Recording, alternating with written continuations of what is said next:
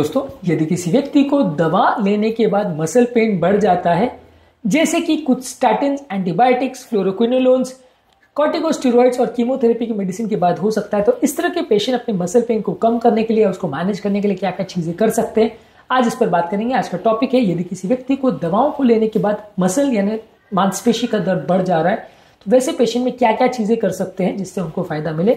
Topic पर जाने से पहले जो लोग हमारे चैनल पर नए हैं उन्हें रिक्वेस्ट करूंगा कि चैनल को सब्सक्राइब करें, वीडियोस को लाइक करें, शेयर करें, फॉलो करें, कमेंट करें, पूरा देखें।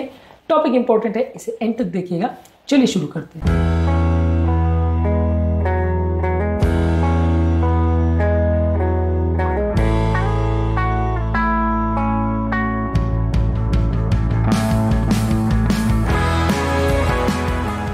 सबसे पहले आपको कौन सी दवा से हो रहा है ये इसको आइडेंटिफाई करना जरूरी है। इसको हमने ऑलरेडी एक सेपरेट वीडियो में डिस्कस किया है। ज्यादातर स्टैटिन जो कि कोलेस्ट्रॉल कम करने के लिए दी जाती है, जैसे अटोरवास्टैटिन और सिम्वास्टैटिन, फ्लोरोक्विनोलोन एंटीबायोटिक जैसे सिप्रोफ्लॉक्सासिन और लिवोफ्लॉक्सासिन, कॉर्टिकोस्टेरॉइड्स जैसे प्रेडनिसोलोन, डेक्सामेथासोन, इम्यूनोथेरेपी वाली मेडिसिन जैसे इंटरफेरॉन और कीमोथेरेपी, ये मेडिसिन के इफेक्ट से ज्यादा हो सकता है। तो आपको सबसे पहले जानना जरूरी है कि इनमें से कोई मेडिसिन आपको चल रही है कि नहीं।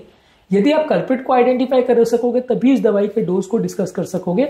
आपको करना यह है कि आपकी अगर मेडिसिन की वजह से आपको प्रॉब्लम हो रही है, मसल पेन हो रहा है, खासकर दवा लेने के बाद ये प्रॉब्लम बढ़ गई है, तो अपने डॉक्टर के साथ डिस्कस करिए कि सर ये दवा से मुझे प्रॉब्लम हो रही है, मसल पेन पहले जो नहीं था या पहले जो था वो बढ़ गया है, अब इसमें क्या कर सकते हैं और क्या क्या इसमें क्राइटेरिया है।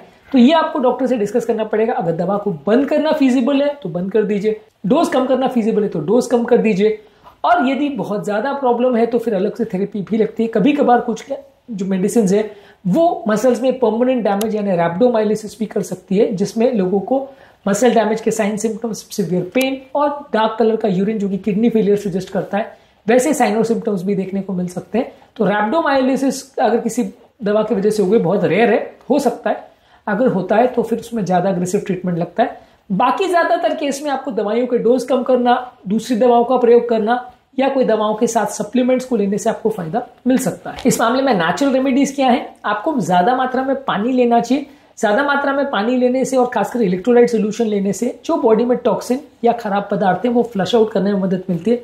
बॉडी के अंदर मौजूद जो हार्मफुल प्रोडक्ट्स हैं वो फ्लश आउट हो जाएंगे। तो ये टॉक्सिन्स की वजह से अगर आपको पेन हो रहा है तो उसमें आपको सिग्निफिकेंट फायदा मिलेगा। इसके अलावा हीट और कोल्ड थेरेपी का प्रयोग कर सकते हैं। हीट में आप इस एरिया को वार्म कंप्रेसेस द्वारा गर्म कर सकते हैं, हीटिंग पैड का प्रयोग कर सकते हैं जिससे मसल्स रिलैक्स होंगी, या आइस से सिकाई कर सकते हैं, बर्फ से सिकाई कर सकते हैं, इससे आपका सूजन कम होगा। और गर्म या ठंडे दोनों तरह से आप फर्मेंटेशन करने से आपको मसल्स पेन में कई बार फायदा मिलता है, किसी को गर्म से किसी को ठंडे से। हॉट और कोल्ड फर्मेंटेशन के क्या रूल्स होते हैं और कैसे करते हैं, कब करते हैं, क्या ध्यान रखना है चीजों का, इस पर हमने अलग से वीडियोस किए हैं। इसके अलावा जेंटल स्ट्रेचिंग और लाइट एक्सरसाइज कर सकते हैं। इस हालत में कई बार लोगों की मांसपेशियां स्टिफ हो जाती है, तनाव आ जाता है, तो ऐसे केस में फिजियोथेरेपी करना या लाइट एक्सरसाइज करने से फायदा मिलता है। आप थोड़ी बहुत स्ट्रेचिंग एक्सरसाइज करेंगे तो आपको फायदा मिलेगा।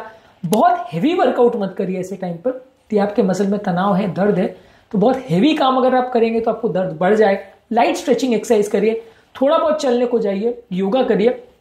हैवी एक्सरसाइज करना काउंटर प्रोडक्टिव हो सकता है, फायदे के बदले नुकसान हो सकता है। हल्की एक्सरसाइज करिए, बहुत ज्यादा एक्सरसाइज करने से आपकी मसल्स और स्टिफ हो जाती है। इसके अलावा आप थोड़ी मसाज थेरेपी कर सकते हैं या फोम रोलिंग थेरेपी कर सकते हैं, यह आपकी मसल्स के टेंशन को कम करेगा और ब्लड की सर्कुलेशन को इंप्रूव करेगा। इसके अलावा मसल्स में अगर इन्फ्लेमेशन या सूजन है तो उसको कम करने के लिए आप एंटी इन्फ्लेमेटरी फूड प्रोडक्ट्स जैसे फैटी फिशेज यानी ओमेगा 3 फैटी एसिड्स, हल्दी यानी टर्मरिक, नट्स ले सकते हैं, अदरक ले सकते हैं, हरी साग सब्जी ले सकते हैं। ये आपकी मसल्स की हीलिंग को इंप्रूव करेगा। कौन कौन से खाद्य पदार्थों से मसल पेन कम होता है, कौन से बढ़ता है, इस पर हमने अलग से डिटेल वीडियोस करे हैं। इसके अलावा प्रोसेस फूड्स की मात्रा को कम करिए, रिफाइंड शुगर की मात्रा को कम करिए, ये आपके मसल्स के तनाव या दर्द को बढ़ाता है, इसको अवॉइड करिए। इसके अलावा आप कुछ सप्लीमेंट्स ले सकते हैं जैसे कोएंजाइम Q10 जो कि स्टैटिन या कोलेस्ट्रॉल वाली दवा से रिलेटेड मसल पेन में उपयोगी होता है। मैग्नीशियम मसल रिलैक्सेशन में मदद करता है। विटामिन डी और कैल्शियम मसल की वीकनेस में हेल्प करता है। और हल्दी यानी कुरकुमिन का एक्सट्रैक्ट जो है वो नेचुरली एंटी इन्फ्लेमेटरी होता है और मसल्स की सूजन को कम करने में मदद करता है। मसल पेन में आप इसका ज्यादा प्रयोग कर सकते हैं। यदि आपको बहुत ज्यादा मात्रा में पेन हो रहा है, बहुत सीवियर पेन हो रहा है, मसल वीकनेस हो रही है, स्वेलिंग हो रही है, यूरिन का कलर डार्क हो रहा है, बहुत ज्यादा सुस्ती है, कमजोरी हो रही है, चलना फिरना भी मुश्किल हो रहा है, तो फिर आपको डॉक्टर को डेफिनेटली दिखाना पड़ेगा, क्योंकि ये साइंस होंगे सीवियर डिजीज के, वहां पे आप लाइटली नहीं ले सकते और डॉक्टर को दिखाना जरूरी है।